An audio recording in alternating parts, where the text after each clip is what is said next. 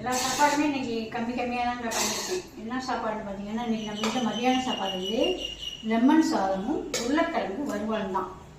Lemon சாதம் பாருங்க, நல்லா ஒன்றோட ஒன்று ஒட்டாமல் சூப்பராக நல்லா உதிரியாக கடையில் வச்சுங்க. வெயில் அதிகமான வெயில் இருக்குது, என்ன குழம்பு வச்சாலும் சாப்பிட முடிய மாட்டேங்குது. இந்த கிளர்ன சாதம்னா கொஞ்சம் எதாவது சாப்பிட்ருவாங்க. அதனால தான் அதிகமாக எங்கள் வீட்டில் கிளர்ன சாதம் நிறையாவே சாப்பிடுவோம்.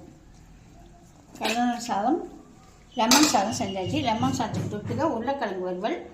அப்புறம் இது என்ன பிரியாணி, என்ன அரிசியில் பிரியாணி, விறகரிசி பிரியாணி எவ்வளோ செஞ்சு வச்சுருக்கேன் பாருங்கள்.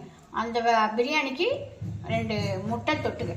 அவ்வளோதான் இன்றைக்கி எங்கள் வீட்டில் மத்தியான சாப்பாடு. உங்கள் வீட்டில் என்ன சாப்பாடுன்னு கமெண்ட்டில் சொல்லுங்கள். காம்போ ஆஃபர்லாம் எப்போ போடுவீங்கன்னு கேட்குறீங்க. அதெல்லாம் எப்போ போடணும்னு முதல் நாளே ஷார்ட் வீடியோவில் சொல்லிடுவோம். இப்போதைக்கு மிளகாத்தூள், மல்லித்தூள், மசாலா ஐட்டம், மாவு ஐட்டம், வத்தல், வடகம், பலவாரங்களுக்கு எது வேணுமோ மேலே நம்பருக்கு வாட்ஸ்அப் பண்ணி வாங்கிக்கோங்க.